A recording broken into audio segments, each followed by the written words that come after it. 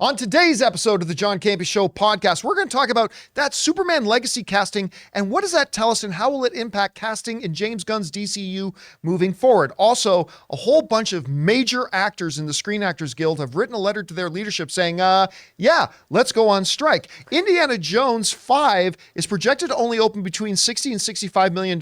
How big of a problem is that? Also, Secret Invasion's debut numbers are the second lowest an MCU show has had on Disney Plus so far. And we're going to talk about a new interesting little docuseries called The Greatest Geek Year Ever 1982. And we got the producer of it, Scott Mantz, is here with us. That and a whole bunch more. The John Campea Show starts right now.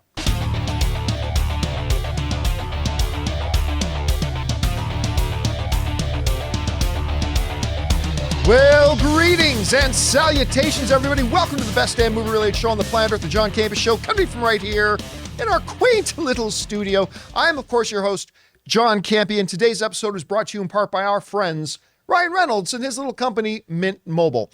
I'm joined in here in studio today by Ray Ora. Hey. Of course, Jonathan Voico's over here. Everybody. And I am positively tickled to be joined by my friend, Scott Mantz. Movie Mantz is in the house. Scott, how you doing? John, it is so great to see you. We've known each other for like 9 or 10 years Yes, now. we have. So to be, to keep engaging with you and to be on your show. And this is my very, very, very first stop for what I'm really here to talk about. In addition to all the topics that we have to talk about, and boy, do we have a lot to talk about. You are the first stop, and you have an exclusive, my friend. I'm the first stop on the promo tour? You are. I'm actually pretty excited about that. And you are my first call, by the way, too. And it was great to get your call. You know, we ran into each other at CinemaCon, which we do every year. Yep. And I realized when I saw it, because I was sitting in my seat, I can't remember which presentation we were at, but I was sitting in my seat, we were waiting for the presentation, and it's like, there's Scott. And I look over, and I'm like, it is Scott. And I realized in that moment, you know, I don't think you and I have physically been in the room together. Was it since the Suicide Squad screening we went to at Century City? Yeah, was it Suicide Squad or was it... but it was that... No. I think I remember what it was. It was Shang-Chi and the 10 Rings. Oh, nice. That was... I don't think I saw that at Century City, though. But didn't you see it at the Chinese? I did. I was at the premiere at the Chinese, yeah. So, but I could have sworn I saw you there. Oh, well, you know what? Maybe we did there. Because, but it's been a long you were there time. With Rob. Yep, I brought Rob with me. It must have been that. Yeah. It must have been that. And I just realized, like, because we've talked, but it's like, we haven't actually been in the same room together.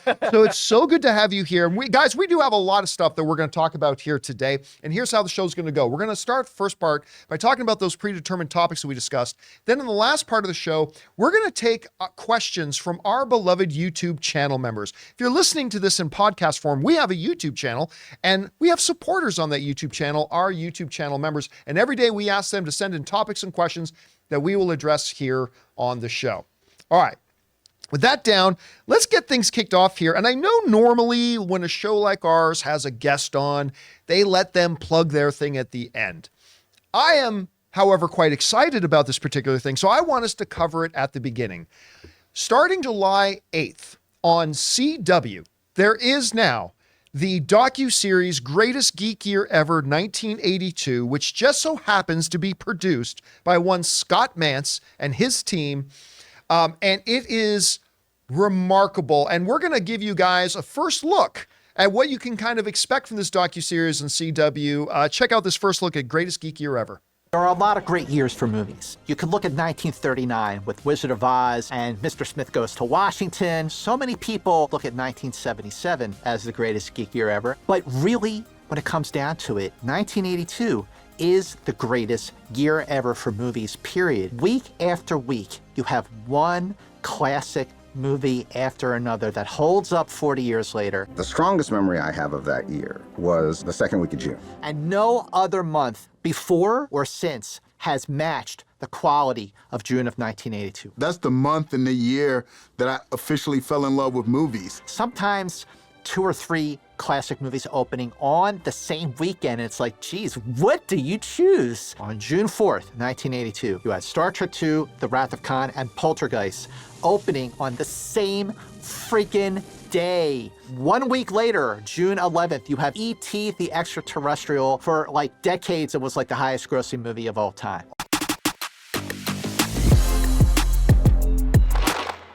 Greatest Geek Year Ever 1982 debuts on CW on July 8th. Cannot wait.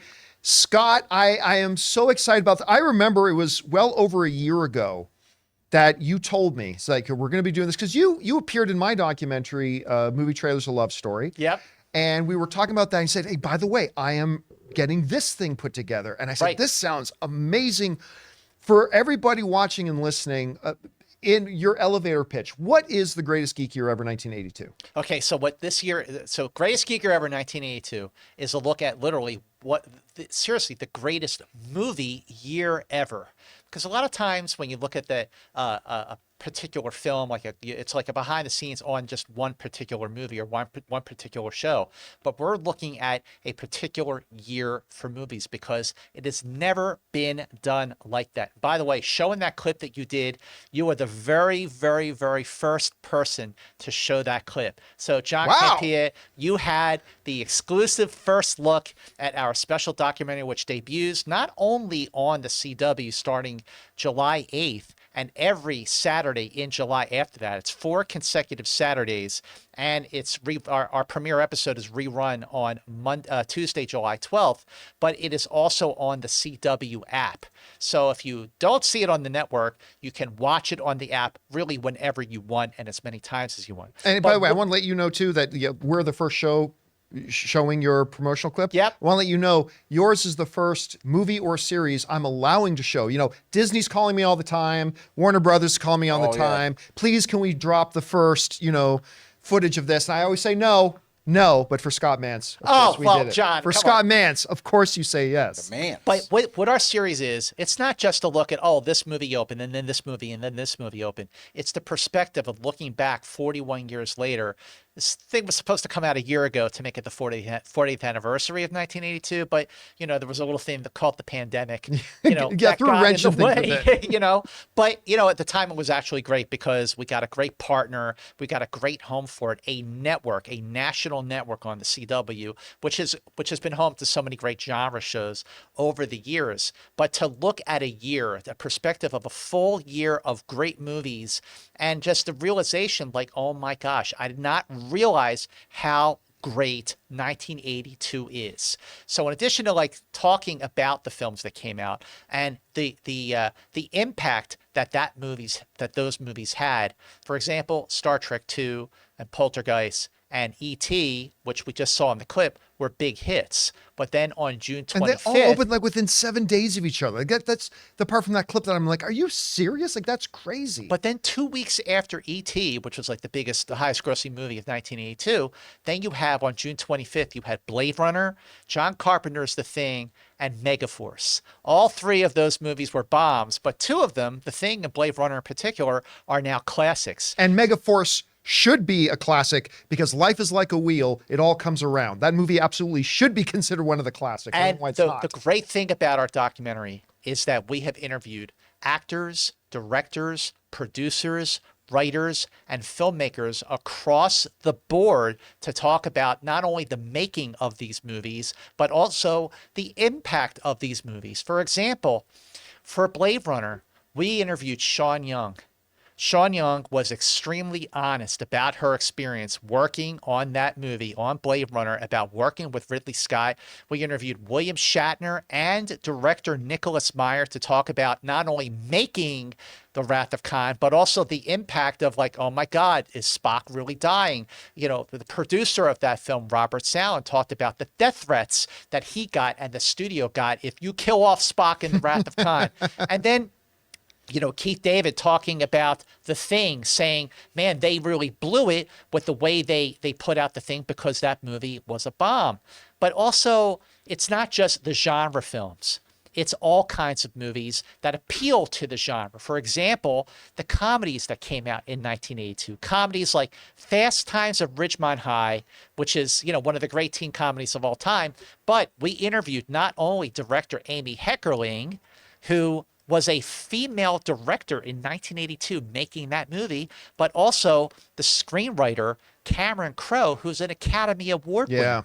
And then around that same time, you have Night Shift, which is a comedy classic, directed by Ron Howard, starring Henry Winkler, Michael Keaton, and Shelley Long. Well, for our documentary, not only did we interview Academy Award-winning director Ron Howard for our documentary, he talked about Night Shift, and he was so excited to talk about it because it was the first studio film that he directed. And also for Night Shift, John, we went to the home of Emmy winner and TV legend Henry Winkler, who really is. He's been killing it on Barry lately too. He oh my God. I mean, he's a revelation on Barry. I mean, unbelievable. But he invited us into his home. We interviewed Henry Winkler at his home to talk about Night Shift.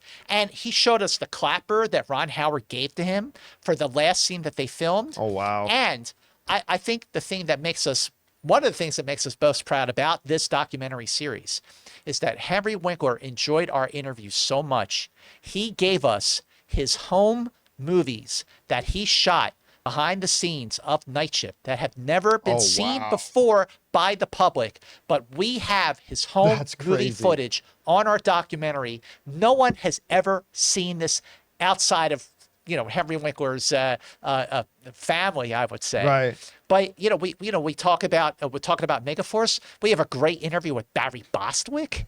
I mean, and for Poltergeist, Jo Beth Williams was very candid about, well, Spielberg produced it, but did he direct it as well? Because that's sort of been the rumor now. Yeah, for a lot. That's always a big topic of conversation whenever that movie comes up. And she was also very emotional when she was talking about Heather O'Rourke, who played Carol Ann in the film. But then, we also interviewed the mom from E.T., Dee Wallace, who was lovely. I mean, John,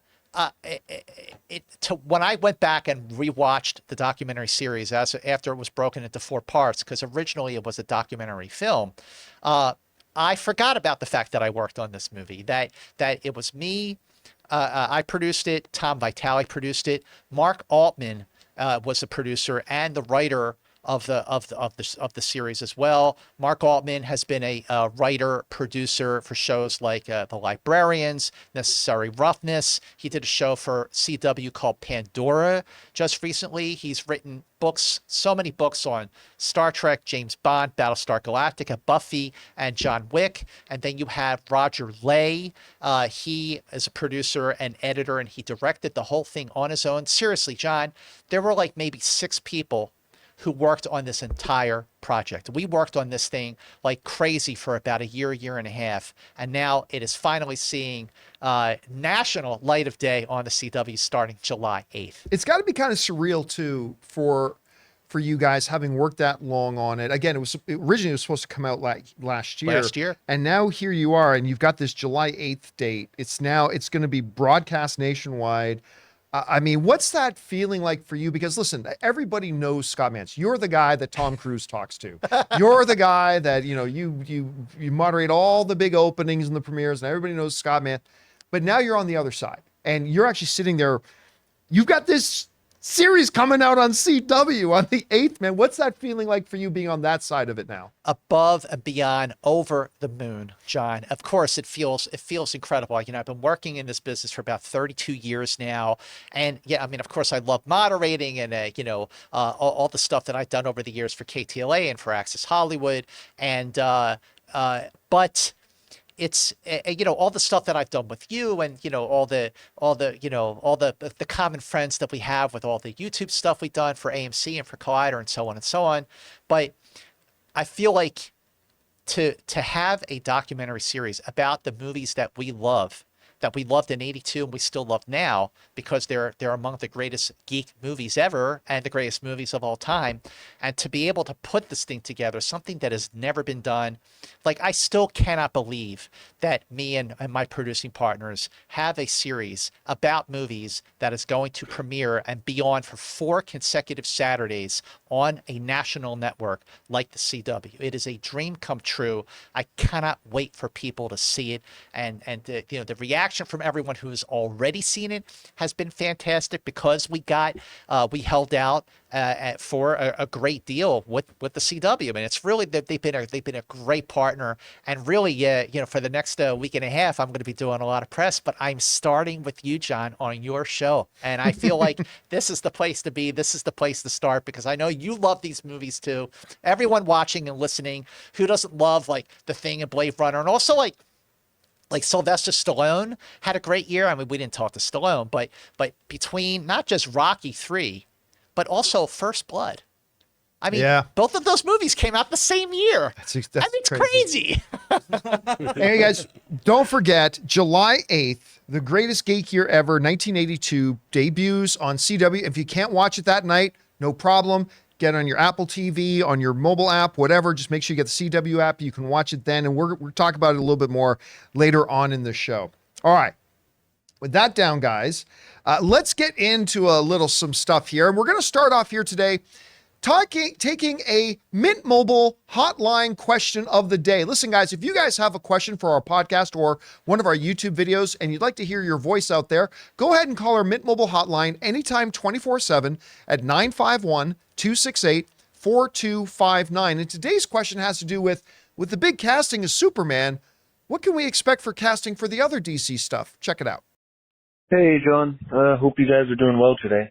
I'm calling concerning the casting for Superman and how we might project the castings going forward. Obviously, for Superman and Lois, James Gunn decided to cast, people who have some work in Hollywood, but definitely aren't the most famous people that you'll hear their names. And I'm wondering, going forward for roles like Batman, for roles like the Lantern Corps and all that stuff, do you think that they're going to continue maybe casting lesser-known people that have good work in Hollywood, or do you think that they might mix in some A-listers? Let me know what you think. Thanks. All right. Thanks a lot for calling that in, man. Okay. So yesterday, the news broke. We now know who the new Superman is. And again, and I say this as somebody who we go to our wide shot, I am a big Henry Cavill guy, right? I am a Cavill is Superman guy. I'm a total Cavill guy.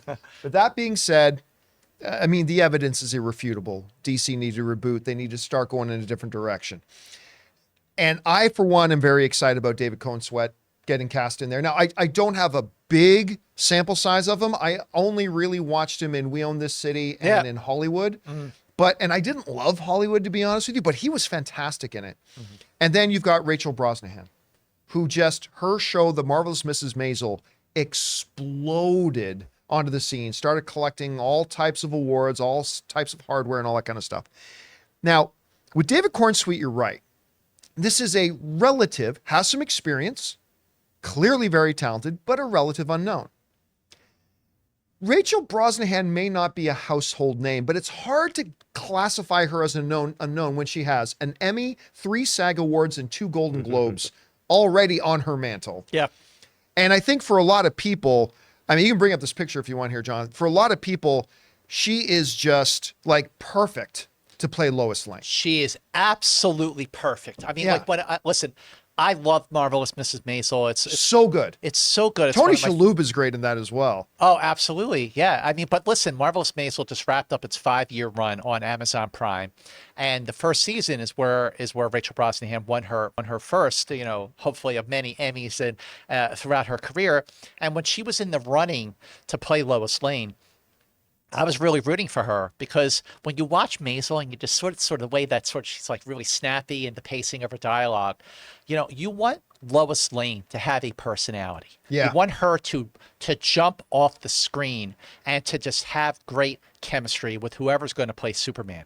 Look at the way Margot Kidder just had that New York Cub beat reporter down. Remember that scene? A good reporter doesn't get great stories, Jimmy. A good reporter makes them great. I mean, like, you want someone who's got that energy, that charisma, that enthusiasm, that just, oh my God, who is this person? This person is awesome. I love Amy Adams. I mean, she's a 6-time Oscar nominee, definitely overdue to win. But she was fine as Lois Lane. I thought she was fine. Yeah, and Brandon Routh's turn as Superman in Superman Returns. Why am I freezing on who played Lois Lane in that one? I'm freezing on it right now. Oh, Lois Lane in Superman Returns? Who was that? She has the blue Bosworth. and the What's that? Bosworth, Bosworth. right? Yes, Kate Bosworth. Kate Bosworth. Oh, yeah. But See? it was, and there was, I love Brandon Routh as Superman, and she's terrific, but you didn't have that chemistry there. Right. And what Rachel has shown is she can create chemistry, right? And I would love someday for them to release the on-screen test with Corn Sweat and her. I'd love to see that because you know that's going to kill it. But the question then becomes, despite the hardware on her mantle, she's not a household name, right? Certainly neither is David. So does this give us some insight into what James Gunn and Peter Safran are going to do? Because we've got a Batman casting coming up. We've got Green Lantern stuff that's going to be coming up. Newsflash. There's going to be a new Flash at some point. At some point, eventually. So who they're going to go with? I don't know if you saw it or not, Scott, but James Gunn did Michael Rosenbaum's Inside of You podcast recently. Oh. And one of the things he talked about was, he always just wants to get the best person for the role. And I think moving forward, I don't know that this casting for Superman tells us with these two roles that James Gunn is going to go with relative unknowns. I think it just tells us he's going to go for the best person for the role. You got one with multiple awards already, one who's had a couple of shows that most people have never heard of. And I wouldn't be surprised. And I want to know what you think about this, because I personally won't be surprised at all if they announce a new Batman and it's somebody we're all very familiar with. I also won't be surprised if there's a new Batman we've never heard of him. But I think if James Gunn thinks one of his really famous buddies is truly the best person to fit his idea of what Batman is going to be, I could totally see them going with a famous person. I don't know. Do you think that these two castings give us any insight at all as to how, this new DCU may take shape casting-wise moving forward? Well, John, not only do I think that this does sort of give you an idea of how this new DCEU is going to be moving forward with James Gunn, but just look at the history of the Superman casting, of the Batman casting. As far as Batman's concerned, they always did go for well-knowns to play Batman. Remember all the crap Michael Keaton got when he was first cast? Oh my God, yeah. But then Mr. Mom. Mr. Mom? But, Mr. Mom right, is Batman? But he's great. I mean, look, everybody went to see The Flash. Whoever saw it, only opening 55 million, but they went and saw it because of Michael Keaton returning. And then you have, Val Kilmer and then George Clooney, Christian Bale. They were all well-known actors. But in the case of Superman, James Gunn is just continuing the legacy, if you will, so to speak, about the way the casting has already been done for Superman, because Christopher Reeve was not well known at all. He was a stage actor. And then you have Brandon Routh. Wasn't he like a bartender? I think he worked in a bowling alley. Yeah, something. I think he literally worked in a bowling alley when they cast him. He was a nobody, you know? And I like Superman Even in Returns. television, Tom Welling.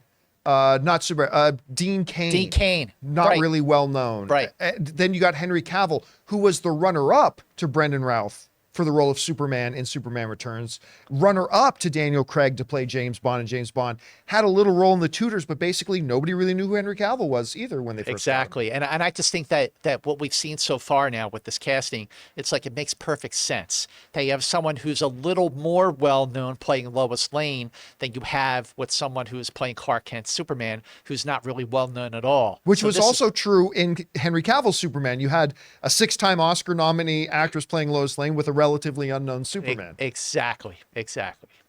So it's going to be really interesting to see how they move forward with this. Again, we got a lot of different characters still to come. This is just the tip of the iceberg. I was hoping that there won't be a Screen Actors Guild strike so they can go to Comic-Con, which is be really good. And that does lead us into our next topic here. For those of you who may not be keeping track of this, of course, there is a big writer's strike going on right now, and it's crippling a lot of stuff. And if you think that's bad, imagine a writer strike and an actor strike going on at the same time.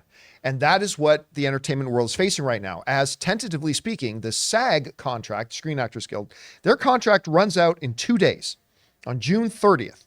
Now, yesterday, Fran Drescher put out a video thing trying to encourage all everything. And I know you're a member of SAG.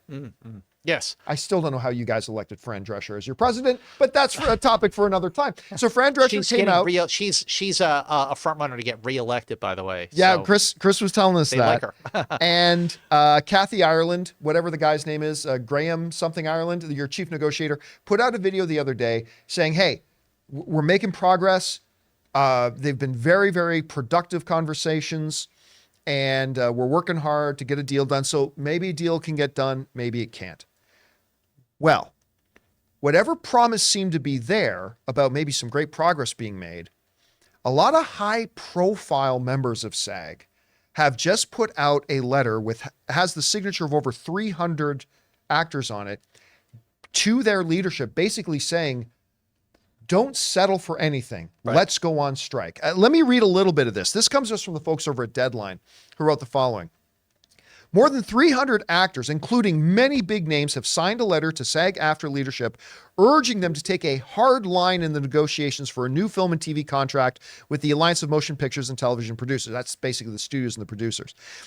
A strike brings incredible hardships to so many, and no one wants it, reads the letter addressed to the SAG-AFTRA leadership and negotiating committee. But we are prepared to strike if it comes to that. And we are concerned by the idea that SAG-AFTRA members may be ready to make sacrifices that leadership is not.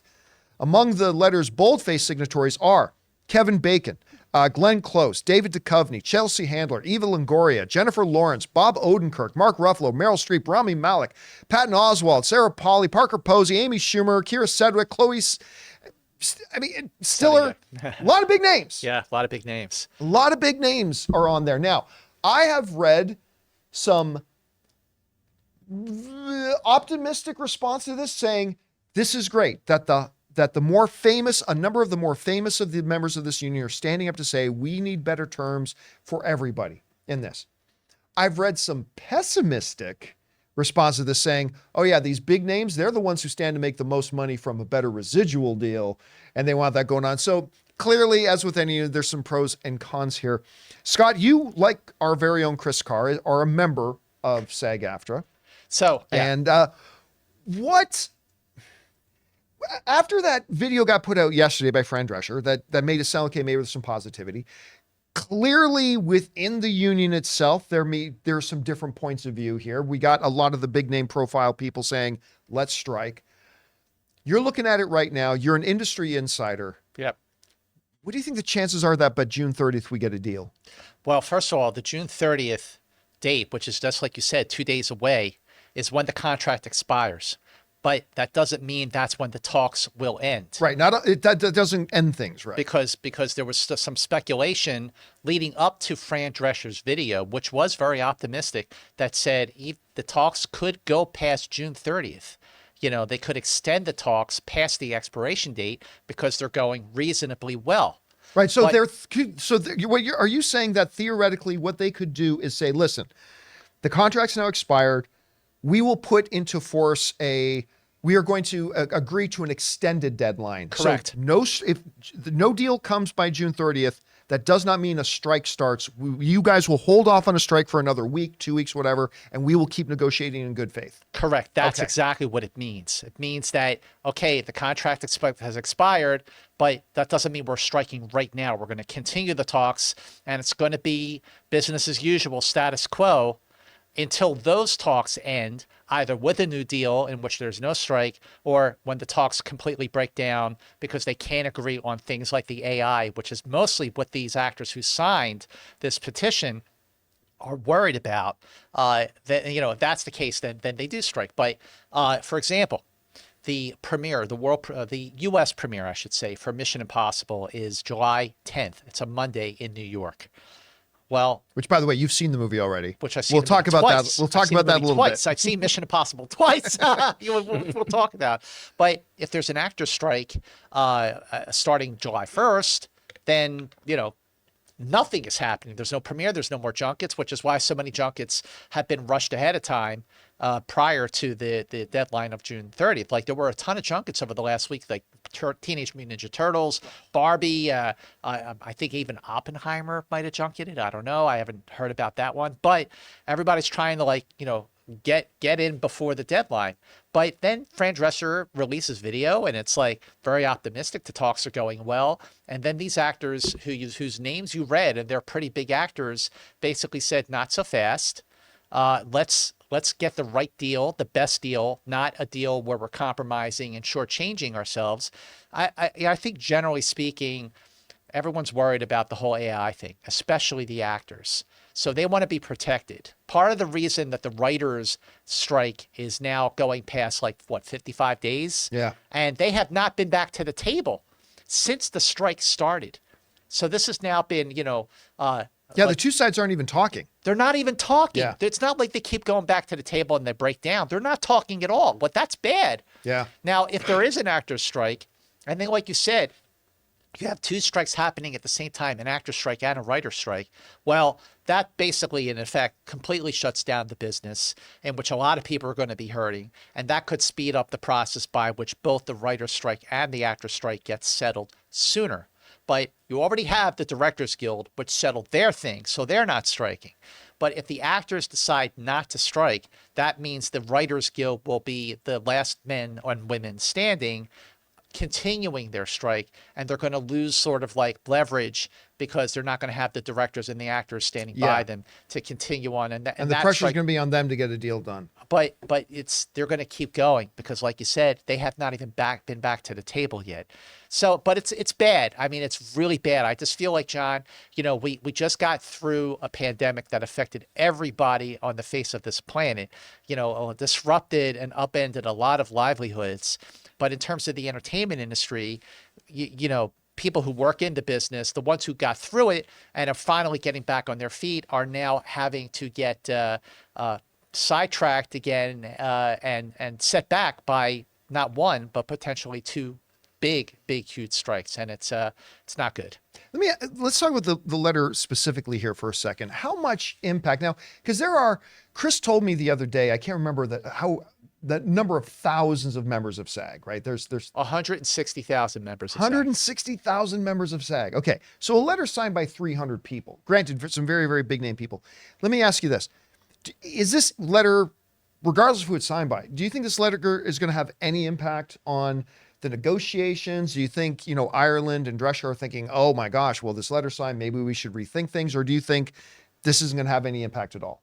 I think it'll put more pressure on the board, or that, you know, Fran Drescher, who's like overseeing the negotiations. Does it put pressure on her? Sure. I mean, she just came out and said, oh, everything's going really, really well. And then you have these very big name actors who say not so fast. Now, 160,000 members of SAG, that's a lot, but that doesn't mean you have all 160,000 members of SAG who are making a living being actors and broadcasters. In fact, the number of people who actually make a living, the number of SAG after members who actually make a decent living as a member is actually very, very, very, very small. Now, also, I think just to keep it into perspective, John. So when they actually, you know, a few weeks ago came to a decision like to approve a strike even happening, back on like June 7th. Yeah, the membership authorized the leadership to strike if it comes to that. 97% of the votes approved a strike to happen. But that doesn't mean it was 97% of 160,000 members. You had less than half of the members voted, right? That's key. That is key, John. Less than 50% of the SAG-AFTRA members voted to authorize a strike. And of those 50%, of that less than 50%, you had 97% of the people who actually voted said, yes, strike. Well, guys, it's going to be interesting. Keep our eyes on this. Will this letter have impact? Will it not? We will have to wait and see. All right, guys, listen. We still have to talk about Mission Impossible, Indiana Jones, the Secret Invasion numbers. But before we do, we're going to take a quick second here and thank the sponsor of today's episode, my mobile service provider, and they should be yours, Mint Mobile.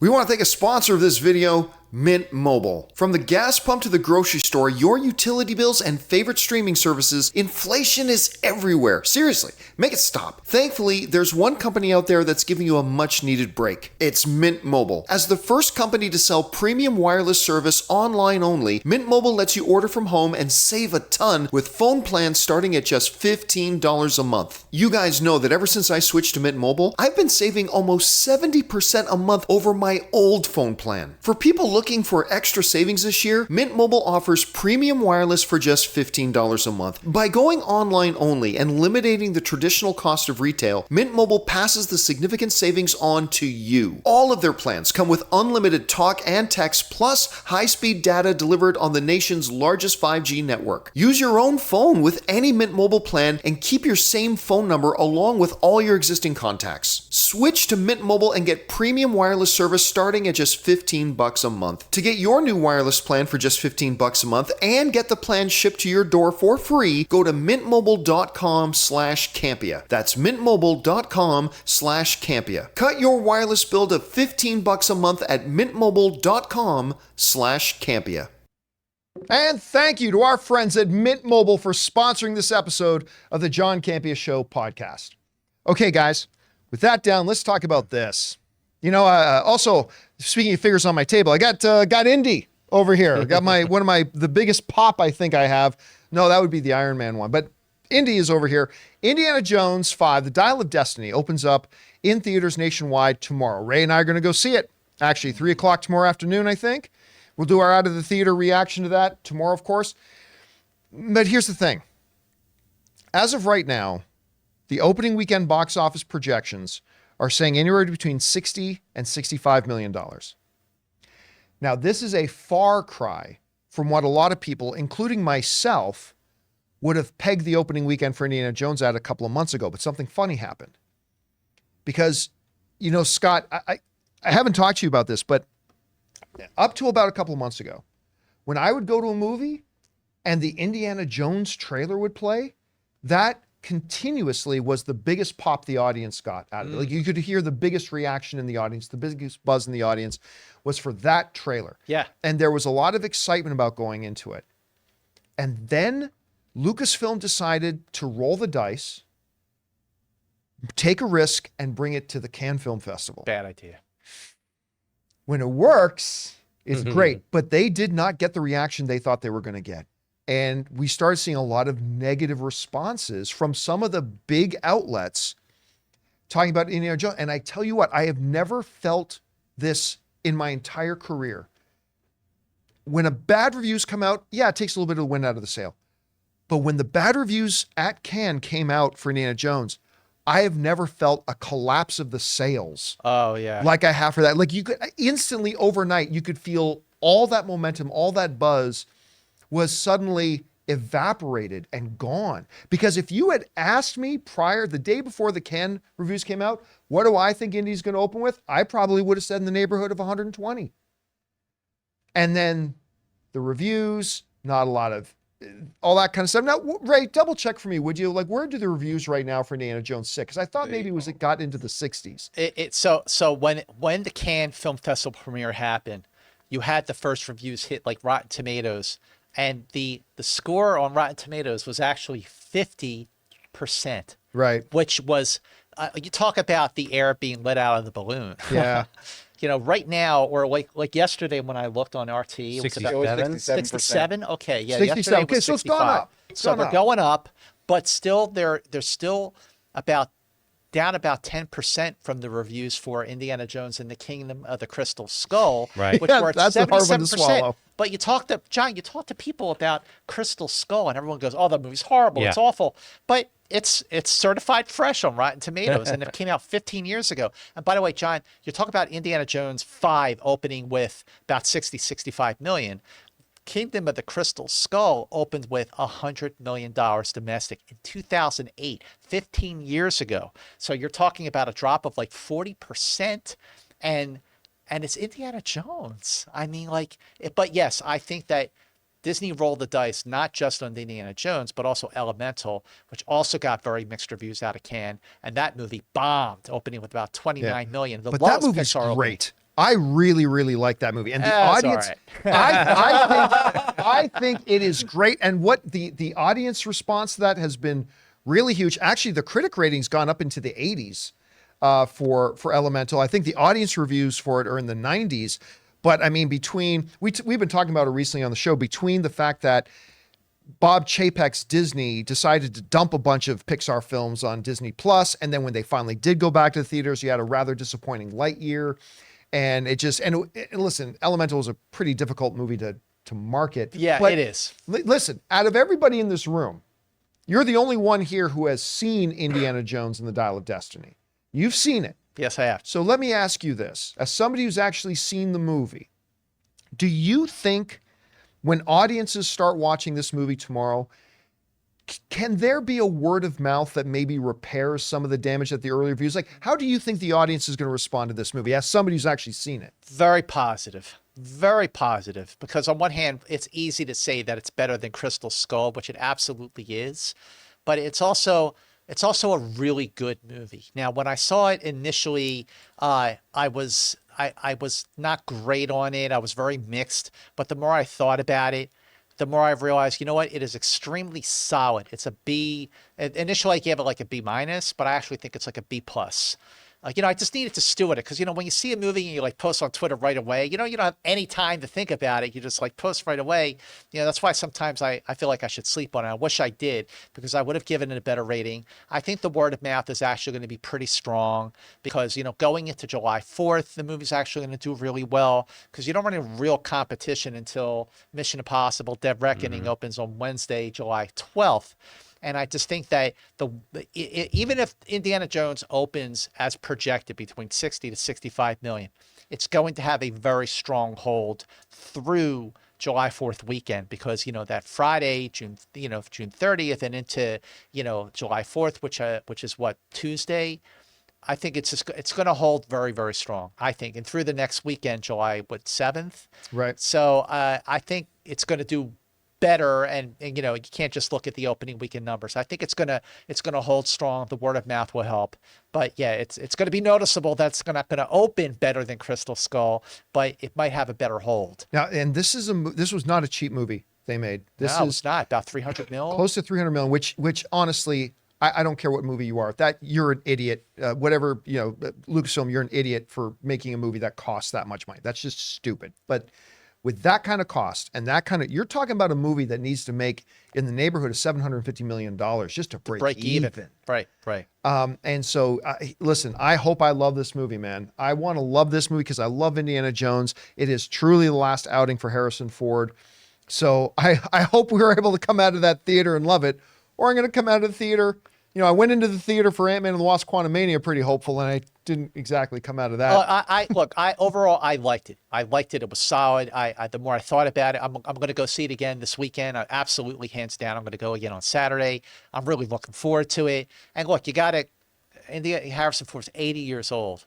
You gotta grade it on a curve a little bit because of that reason. The Phoebe Waller-Bridge, right? You gotta grade it on a curve.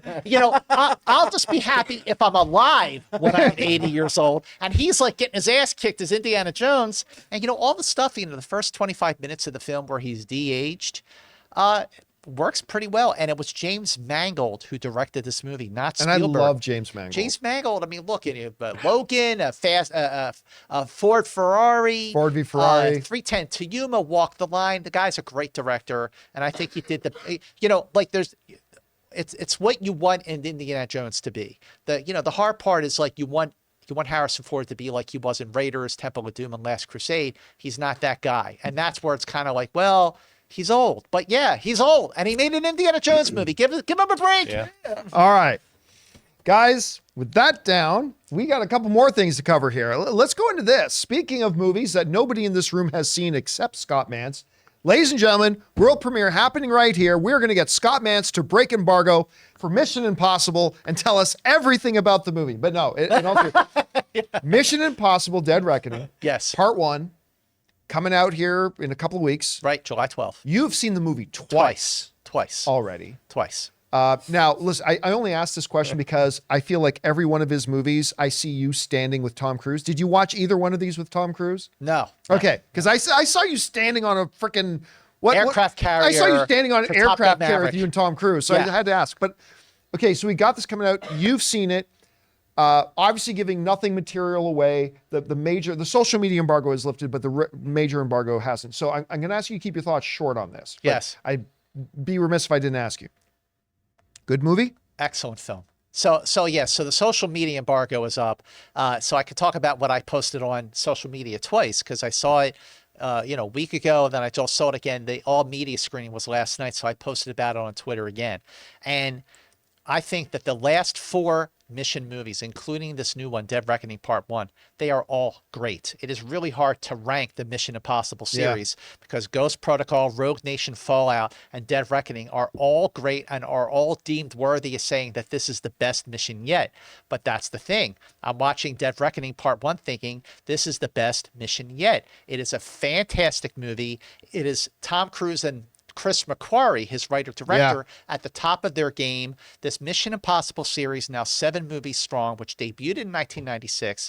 These movies keep topping themselves and getting better and better, and Dead Reckoning is worthy of that assessment. You could easily say it's the best mission yet, and I would agree with that until I watch one of the other 3 and go, actually, no, maybe this one is the best one. But I just think that Tom Cruise he is an absolute movie star. And just like what Spielberg said to him last year with Top Gun Maverick when he saw him at the Oscar nominees luncheon, that he saved Hollywood's butt, that is absolutely true. He delivers again with Mission Impossible Dead Reckoning Part 1. And, you've seen so much because they've released it on the commercial of the stunt of him going over and jumping off the cliff, right? Guess what? That is not even the best stunt of the movie. Wait till you see this film. It is excellent. It is fantastic. It's my favorite movie of the summer, hands down. It might even be the best action movie of the year, topping John Wick 4. Whoa. Okay. No, that's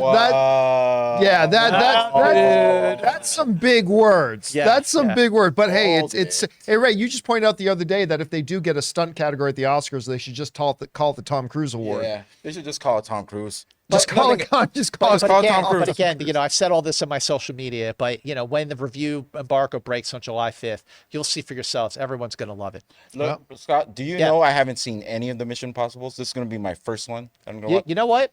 Good place to start. Oh, really? Absolutely. See? I'm still going to need make to you see watch the the other last films. 2 Mission Impossibles before you see this movie. You can jump in at any time. You could even start with Mission Impossible 2 from 2000, directed by John Woo, which is I would never start with 2. Well, you know what? That movie gets a bad rap. I think Mission Impossible 2 was a ton of fun. It's very John Woo, maybe a little too much John Woo, because Coming off the first, it was such a contrast. That was the issue. Yeah, well, total. Also, contrast one from of the first most one. misleading trailer campaigns ever, because if you just saw the trailers for Mission Impossible 2, you would literally think starring Tom Cruise and Anthony Hopkins. And Anthony Hopkins is in like 3 minutes of the movie. But like he's half the trailers. Like, it's not called Mission Difficult, it's called Mission Impossible. It's like, But like the fourth one where he's walking outside. that's on where the I building. really started to like the franchise. Right. Was the fourth That's one. when it reinvented itself. And then, that was the fourth one. And then Mission Impossible 5, which was Rogue Nation, which came out in 2015. Like, that was amazing. You got that whole... Did Brad Bird do 4? Brad Bird directed 4. Four, correct. and J.J. Abrams did 3. He did 3. Okay, right. That's Very okay. good, Johnny. So I'm trying to remember that. Very good. All right. We got to keep going here because we still got another big topic here to talk about. And before we get to our viewer questions, and that is this. The brand new MCU Disney Plus series, Secret Invasion, is now airing. And you know what? I'm 2 episodes through. Now, you guys know me. I try to be very cautious because I have really liked the first episode of every MCU show on Disney Plus. Sure. But then half the time it goes south pretty quick. I love the first episode of She-Hulk. Loved it. Yeah. Yeah. Yeah, then not so great. And it's not just the MCU stuff, even the Star Wars stuff. Like, I loved the first episode of Obi-Wan, and I ended up pretty disappointed at that. So I love the first episode of Secret Invasion. Saw the second episode last night. Really quite enjoyed it. I mean, it's actually the show I wanted this show to be, and I'm pretty stoked about it. However, reports have come out that have said that the debut episode last week of Secret Invasion is actually the second lowest debut out of all the shows that they've had so far. Now, this is from Total Film. They wrote the following. According to Samba TV, 994,000, roughly a million. U.S. households tuned into episode 1 of the Samuel L. Jackson-led series, which dropped on June 21st during its first 5 days of the stream on the streamer. This is the second lowest figure of any Marvel show. Only Ms. Marvel, which, by the way, if you have not seen it, is fucking awesome, comes in behind it with 775,000 households tuning into Kamala Khan's exploits when it first premiered in June of 2022. By contrast, the premiere of She-Hulk, the most recent MCU show before Secret Invasion, had 1.5 million viewers, and the first episode of Loki and Moon Knight had 2.5 million and 1.8 million viewers, respectively. Okay. Now, we made a standalone video about this a little bit earlier this morning, but one of the things I wanted to point out was, some people are saying, oh my God, the second lowest debut ever. Oh, does this mean trouble for MCU on Disney Plus and all that kind of stuff? I think the hit and miss nature of the MCU shows on Disney Plus, because for every one great one they have a pretty bad one. But is it an issue that Secret Invasion opened to the second lowest? I want to propose this. When you look at all the Disney Plus MCU shows that have come out, if we go back in time to just before WandaVision came out, and let's pretend Secret Invasion's on this list too. So imagine Secret Invasion's on this list. You got WandaVision, Falcon the Winter Soldier, Loki, Hawkeye, Moon Knight, Ms. Marvel, She-Hulk, and Secret Invasion. If I had asked any of you the night before WandaVision came out, and I held this list up in front of you, and I asked you, out of all these shows, what do you think will be the two lowest ones? The two ones that will have the smallest first night audience? Well, you're not going to say WandaVision. That movie's got 2 Avengers in it. You're not going to say Falcon and the Winter Soldier. That's got 2 Avengers in it. You're not going to say Loki is going to be one of the smallest 2. He's one of the most beloved villains in the MCU. You're not going to say Hawkeye. He's an OG Avenger. So many people have been waiting for a Moon Knight thing forever. And ever since I was a kid, people have been wanting She-Hulk. You would have said, I will put money on it, that you would have said the night before WandaVision came out, well, the ones that'll have the 2 lowest openings are probably going to be Ms. Marvel, because that's the most brand new Marvel character, and probably Secret Invasion. You've got your non-super powered guy who's been a background character in almost all the MCU already. I would put money. Now, you, Scott, you and I haven't actually asked you this question yet, but I'm willing to put money that you would have guessed that Secret Invasion and Ms. Marvel would be the 2 lowest. Am I right or am I wrong? You are right, because I remember when I got invited to a special event for Secret Invasion. And, it's like a press screening for like a film, but, Disney, Marvel does that for the TV shows as well. Right, but they only show you a couple of episodes. They'll show right. And usually I'll go, or I'll try to go. I couldn't care less about going to the premiere event for Secret Invasion. And I said, I feel bad about saying that, because let's not forget, the MCU really started with that final bonus scene in Iron Man, where Nick Fury says, what does he say? Just stepped into a larger world. I've got something called the Avengers Initiative. Yeah. I mean, that is, seriously, the first Iron Man from 2008, 15-year-old movie. Can't believe it's been 15 years since the first Iron Man. Oh my God, don't even that say it out bonus loud. scene when Sam Jackson shows up as Nick Fury and recruits Iron Man to be in the Avengers Initiative is still the very greatest bonus scene of any Marvel or DCEU movie.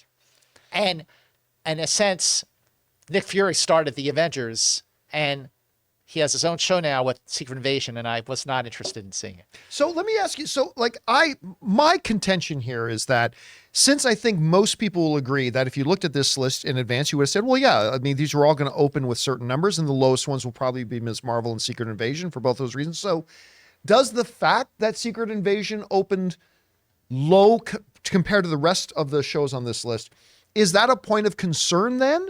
Or is it not? How do you think Disney and specifically Marvel should be looking at those numbers right now? I think everybody should be looking at these numbers right now, because like I said, John, it's been 15 years since the first Iron Man. And it has now been about 4 years since Avengers Endgame represented the absolute peak of not just the Marvel Cinematic Universe, but of the superhero genre itself. And it has been downhill ever since. Phase 4 was not very good. It was hit or miss. I don't even know what's going on in Phase 5. DCEU has been all over the place, because I know you love Man of Steel, and also I love Shang-Chi. I thought that was great. and I love Wonder Woman was awesome, and I like The Flash a lot, but they're all over the place too. I think what we're seeing from Secret Invasion, from the box office performance of The Flash, although there's a lot of baggage going on with The Flash because, of course, of Ezra Miller, tons. But I think the bigger issue is that are we seeing a decline of interest in the genre? Are we seeing superhero fatigue? Is superhero fatigue a real thing? James Gunn taking over the DCEU and basically trying to be the next Kevin Feige for the DCEU. Is it too late for him to do that? Will James Gunn's DC be able to reach the heights of Kevin Feige's peak Marvel Cinematic Universe? I think, just like every other genre, westerns, musicals, the superhero genre is on a downward slope. I think that's the issue.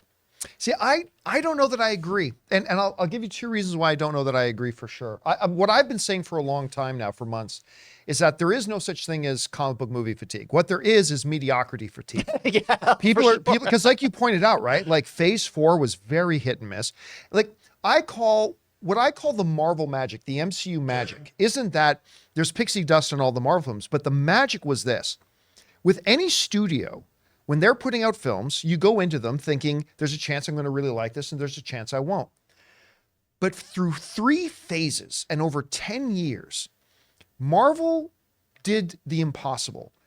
They put out a series of films, and listen, you had your Thor: The Dark World and you had your Iron Man 2, sure. But for the most part, across 30 films, whenever a new Marvel project would come out, I went into the theater just damn assuming this is going to be great.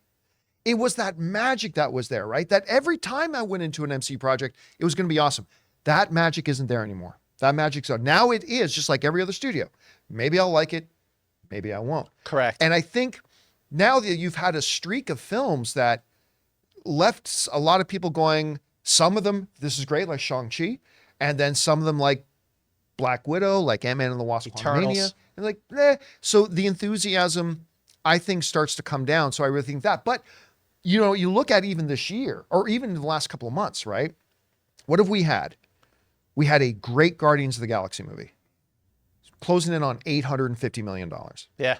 Huge. We have, I think, a Best Picture contender film in Spider-Man Across the Spider-Verse. Absolutely, yes. That has nearly doubled the box office of what the first Spider-Verse did. So I still believe that even now, that if you put out great quality content and you don't have a lug stone around your neck of controversy, either it's like, hey, the last 5 years of DC films have all failed, or we got this Ezra Miller situation, or whatever.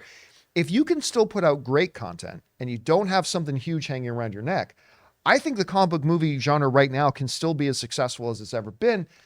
But they got to start, like you were pointing out, they got to start establishing a better track record right now, because the track record as of late has been very questionable. It really is astounding to look at the zenith, the peak of the genre with Avengers Endgame. I mean, that movie was just phenomenal, and it capped off an unprecedented move by any Hollywood studio in movie history. What Kevin Feige did with the MCEU, basically copying the Marvel comics of the 60s, with characters jumping in and out of each other's titles and then teaming up for like Marvel Team Up and Avengers and so on and so on. It was a slam dunk, and nothing like that had ever been done in the history of movies. And look at the success he had. But it's almost like he just like was exhausted after that. It's like he lost the MCU lost focus. It lost like what's its mission statement now? What is its goal? What is the new end game? And don't tell me it's Secret Wars, because it's been hit or miss. Yeah. But I think it's two things. I mean, I think it's the superhero fatigue, but to your point, John, I think the mediocrity is feeding into the superhero fatigue. I think it's a double-edged sword, unfortunately. Yeah, it's tough coming out of She-Hulk, which I believe She-Hulk was the last show they did, which was at the kindest divisive. Yeah. And to then say, hey, everybody, get excited for the next MCU thing. And it's going to be tough. Anyway, I'm sure that's going to be talked about for much longer. You know what, guys? We now are going to take some time. And what is the runtime of our episode so far, Jonathan? We are at 58 minutes. All right, so we've got 2 minutes left. No, we'll stretch this out a little bit more, because we want to make sure we take times to take some questions from our beloved channel members. So, Jonathan, what do we got up in there? Barnes Gannon is First up writes, "Hey crew, what does everyone think about Battlestar Galactica? Thinking of giving it a go." Oh, I got to answer this question. Please do. Oh my gosh. What a great question. Can I drop the F-bomb? Sure, go right I ahead. fucking love Battlestar Galactica. So first of all, I love the original show that premiered in September of 1978. Lauren Green, I Dirk was Benedict. 9 years old. Dirk Benedict, remember Muffet the Daggett, Oh, yeah. Cassiopeia, Athena, and that show still holds up, by the way, the original show, because the visual effects, very John Dykstra produced, are amazing. And by the way, the mythology of the first show is incredible. The way they set the mythology. It's incredible. And that cost $1 million an episode, which for 1978 was a lot of money. And that's why it got canceled. But Stu Phillips, his score for that show was amazing. But I'm assuming that this question was more about Ronald D. reboots Moore's. that with the miniseries from 2003 and the 4-season series that started on Sci-Fi in 2004. That show, the rebooted Battlestar Galactica, is one of the very best shows of the 21st century. Will it surprise you to know it is my #1 all-time favorite show? It is brilliant. It is a brilliant show. It is a brilliant show. The characters on that show, Michael Hogan, who plays Colonel Ty, that one of the most complex characters in television history. He does not get enough credit for that performance. He's fantastic. Katie Sackhoff as Kara Starbuck Thrace, fantastic. Jamie Bamber as Apollo. That show was phenomenal. John Callis as Baltar. And the great thing about that show is the way the show starts is like, you have the humans, which are good, and the Cylons, which are bad. But then as the series progresses, you see that some of the humans are not so great, and some of the Cylons are actually good. Throughout the course of the show, they become more alike than unalike. And that is a lean show. It was on for 4 years. There was no fat. There was no filler. Right after the second season was over, they're like, we're ending it at 4 seasons, and they wrote to the end. It stuck the landing. BSG, so say we all, is a perfect show. If you're looking to start watching Battlestar Galactica, absolutely make it so. It is a friggin' masterpiece series. By the way, also, besides it being my all-time favorite show, I believe it is my all-time, it holds my all-time favorite single episode of television, which was Second Exodus. When the Galactica comes into the atmosphere and it's breaking through the atmosphere, and they launch the Vipers as they're falling through the atmosphere, and then Amazing. I get a freaking erection just thinking about it. Anyway, so yeah, sorry, we took too much time with that one question. Let's move on. What's next? Okay. Peter Holden Music writes, "Hey John and crew, do you think The Flash's box office will put a dent in the director's career? I know there's been mention of him helming The Brave and the Bold, but do you think James and Peter will rethink that now?" No, unless you can answer this question. What did the director have to do with the box office results? Nothing. I agree. The director's job is to make the best movie possible. And I believe that Andy Muschietti did a great job making that movie. It's fun. And listen, you put that fucking hot mess into any director's hands. What did you think was going to happen? Listen, no movie in the DCEU in 5 years, since 2018 with Aquaman, no DC movie has made over $400 million. Wrap your head around that. And there have been 6. Not one DC movie has made over $400 million. And only one came close. And that was Dwayne "The Rock" Johnson's Black Adam. No, none of them made. So what did they expect? What was the director going to do? The director is not in charge of the marketing. This was not a director who cast Ezra Miller. This is not the director who did anything. All the director can do is come in and make the best movie possible. And Andy Muschietti made a great movie. I agree. But Spielberg could have directed this thing, and it wasn't going to do well financially. Yeah, the DCEU is dead, which is why the DCU must be born with James Gunn. So no, this isn't going to affect Andy Muschietti. Yeah, I agree. I agree. And I can't wait to see what he does with Batman. There were just so many factors beyond his control. But in the end, he made and I love the film, and I had a great time. I had a wonderful time watching this film. Yeah, it was actually, awesome. Ray and I went to go see the second time. I liked it, and Ray was great because Ray was going in as like, I don't know, man, hearing some people being critical. Maybe I was just over enthusiastic because we saw it at CinemaCon. Yep. And I don't know, and we came out, and he's like, screw that. I liked it even more the second time. Yeah, and I did too. I did too. Yeah. All right, what's next? Okay, we got Nora LS who writes, "Hey Campea crew, just watched the Arnold docuseries on Netflix. Want to know what your guys' favorite Arnold Schwarzenegger movie is? Thanks, have a great day." Oh, that's easy for me. My all-time #1 favorite action film of all time, True Lies. That's my favorite. I'm with you. Yeah, are you really? Yeah, I'm with you. I've never had met anybody else who that was their True favorite Lies, too. It's my favorite Schwarzenegger movie. Yeah. I'm True so Lies. happy to hear Yeah, that. I mean, like, it's really hard to choose. I mean, I love Predator. Predator's awesome. Both Terminators. Well, the first two Terminators. are great. Commando. Which one? Oh, Commando. That was the first. Commando, 1985. That came Alyssa out. Milano. Yep, I'm gonna yeah, kill you last. Yeah, yeah, that was I'll kill you last. I'll go T2 just because you guys already both agreed on that. So I'll go T2. Yeah. But here's the thing. So I will often bring up the top 10 moments in movies that have made me laugh the hardest ever in my life. The number one all time, probably always will be, is Mel Brooks' Spaceballs. Now Lone Star, you'll see that evil will always triumph because good is dumb. No line has ever made me laugh harder. But on that top 10 list is the line delivered by Tom Arnold. When they realized that Schwarzenegger's daughter stole $20 out of the wallet because he saw it on a hidden cam. And Tom Arnold says, you know what she probably stole the money for? An abortion. And I don't know why, but I almost passed out. Every time I watch it and he says that line, I almost pass out from laughing so hard. But you know, I haven't seen this new docuseries. Oh, it's very good. But his Pumping Iron is like one of my favorites of all time. Yeah, I love the great immortal line when the interviews are talking to Arnold working out, and he goes, "Did you drink skim milk, Arnold?" "Milk is for babies. Men drink beer." And he's sitting there like, I was like, but I have not seen the new docuseries. It's very, very good. It's very inspiring. It's like watching Tony Robbins give an inspirational speech. Like when you're done with the Arnold series on Netflix, if you're discouraged, you're dealing with career setbacks and everything, and it's just getting you down. Watch that; it'll inspire you. All right, what's next? 101 TiVo writes, I can't wait to see Superman Legacy, but do you think they should take a break so fans can separate the new upcoming DC movies from the ones they are losing, or they're losing hope in? Will a release this close to the other movies hurt the box office, much like Bumblebee? Well, no. See, here's the thing. Let me bring this up. Thankfully, I have a movie date master in here. Scott, It's not me. How much time passed between Andrew Garfield's The Amazing Spider-Man 2 and when Tom Holland first appeared as Spider-Man in Amazing Civil Spider-Man War? 2 opened in 2004, and Tom Holland's first Spider-Man movie, Homecoming, opened in 2017.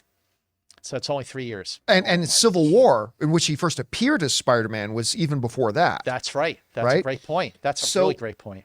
I think the issue is, like, Bumblebee got hurt because of the Transformers. I mean, look, Transformers spent a decade driving that franchise and IP into the dirt. Yeah, right. And if they had waited 3 more years before putting out Bumblebee, wouldn't have made a lick of difference. It wouldn't. It was going to be the first new Transformers movie, and it was going to be what it was going to be. As long as Superman Legacy isn't coming out 2 months after Aquaman, which is going to be the final movie in the DCEU, I think they're fine. I think a year plus is plenty of time. They've got a year and a half to really communicate the message to the audience. This is brand new. This is starting over. This isn't your dad's DCEU. This is now the DCU, and this is new. And honestly, I don't think if they added another year to the wait time, it would make any difference. And look, Scott, I want to know if you agree with me on this, because people get really upset with me when I say this, but I believe people who are fans like me need to start understanding now that Superman Legacy is not going to be a financial hit. It is the beginning of a rehabilitation program for the image of DC. And as that, it's important that it be awesome to be the first building block to getting it to where it needs to be. But I liken it onto a sports team in a rebuilding phase. If you think that team is going to win a championship in their first year, you're fucking crazy. I don't think Superman Legacy is going to be a big financial hit. It's going to be dealing with a lot of the baggage of the DCEU. I don't think adding an extra year of wait time is going to change that. It's going to be what it is. But if it can be great and start that rehabilitation process of their image, it'll go a long way for the second and third films in the series. I don't know. What do you think about Well, that? I agree with you. I think that, well, first of all, I think it's more to the point about Superman Legacy is that it's going to be the first Superman origin story since Man of Steel from 2013. Right. And in that case, you're talking about 11, 12 years between films, not just a few years since the last time we saw a Superman in a DCEU movie. But I think what Superman Legacy has to do, like you point out, is rehabilitate the DC thing. Now, just in a way like the way that the first Iron Man set the stage for the MCU, is what Superman Legacy needs to do with the new DCU. Because the first, there was so much riding on the first Iron Man to be a hit, because you're building the Avengers Initiative, you're building all the other, like, you know, Captain America, Thor, and the first Avengers off the success of that first Iron Man film. Well, with Superman Legacy, James Gunn is really trying to now establish his own path with the DCU in a way that will follow the success of Feige's MCU. So, but in this case, there's more of a hurdle because of the mess that was the DC EU. Yeah. All right, let's take time for two more. What do we got next? All right, Amin Mash writes, Mr. Mance, glad to have you on the show. Does Mission Impossible end on a cliffhanger? If you had to compare the ending, would you say it's like Spider-Verse, Fast X, Infinity War, or none of the above? Now be very careful how you answer this, because you don't want to give away things you're not supposed to give away. Yeah, thank you for the caution. And what I will say is that Mission Impossible: Dead Reckoning Part 1 is a complete film.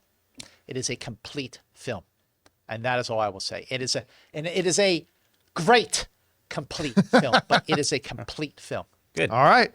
Last question of the day. What do we got next? Mr. J74 says, excuse me. Hey, John and crew, with Oppenheimer just a few weeks away, I've been rewatching all of Chris Nolan's past movies. Ray needs to do that. And I feel like I know what my Mount Rushmore would be. Interstellar, The Dark Knight, Inception, Dunkirk. What's yours? I love Dunkirk. Dunkirk is an amazing movie for sure. Okay, so my Mount Rushmore, not necessarily number one, but Dark Knight would have to be on it. What's Inception would probably have to be up there. Yeah, so there it is. Dark Knight, Inception, Memento. I think Memento would be on mine too. But my favorite of his is nobody else's favorite Christopher Nolan film, Insomnia. I would put Insomnia up there, so that would be my Mount Rushmore. People forget that is my Mount Rushmore. I was waiting for you to finish your Mount Rushmore so I could mention Insomnia and look like, whoa, look at the deep dive Mance is doing, putting Insomnia on his Mount Rushmore. I love that movie. And you put that on yours. John, I find out things about you all the time, that BSG is your favorite show, that your Mount Rushmore for Nolan matches mine. First of all, of course, you got to put Memento on, because I mean that movie made him, and like made people go, "Oh, I want to work with this guy." And Insomnia was like his last, like, you know, sort of like intimate film, you know, before he made this, like, you know, these massive, like, huge spectacles that are very, very cinematic, you know, utilizing and taking advantage of shooting with IMAX cameras and so on and so on. I mean, I can't wait for Oppenheimer on July 21st. By the way, the movie starred 3 Oscar winners. Yeah. Like, I mean, and one of the multiple Oscar winners. So, I mean, it's crazy. But the end of Insomnia, I mean, look, spoiler alert, the movie came out in May of 2002. The same day as Spirit Stallion of the Cimarron, by the way. See, this is why you got me on the show, John. Movie Mance, baby. The way that movie ends, you know, Al Pacino, first of all, watching Al Pacino in Insomnia, like, but makes me exhausted. I could sleep for 10 hours after watching just Al Pacino so exhausted in Insomnia. But the way that movie ends, and, you know, sorry, spoiler alert, but I'm talking about the end of Insomnia. Hilary Swank is like, she's about to throw the gun in the water and be like, no, and Al Pacino stops Hilary Swank, who's this real optimistic, you know, eager to please go-getter, and he says, no, he says, don't lose your way, and then he dies. What a great ending. That's a perfect ending to a perfect movie. It's so good. Yep. So good. All right, guys. And that will do it for today's installment of the John Campea Show podcast. Thank you so much for being here and making this show part of your day. Want to remind you guys one more time, the greatest geek year ever, 1982, debuts on the CW on July 8th. Okay, Scott, I just want to say, okay, so it debuts on the July 8th, but the debut episode, the premiere episode, will be rerun on Tuesday, July 11th. So if you missed the premiere on the 8th and you don't want to watch it on the app, make sure you watch the premiere episode on July 11th, which is a Tuesday. And then for the next 3 Saturdays in July, we will have science fiction, fantasy and action, and then comedy and horror. So the month of July, every Saturday in July on the CW. It's greatest geek year ever, 1982 month. Watch it, support us, and let us know what you think. We're so excited about that. I cannot wait. And also, guys, of course, Ray Orr's been here. Yep. Jonathan Voico. All right. Again, big thank you, Scott. Man, Scott, it's a bit of a drive for you to get here, but you got to come back out and do this with us Absolutely, again. John, anytime. All right, guys, and thank you for being here. That'll do it for us for now, guys. Thanks so much for being here. And until next time, my friends, bye-bye.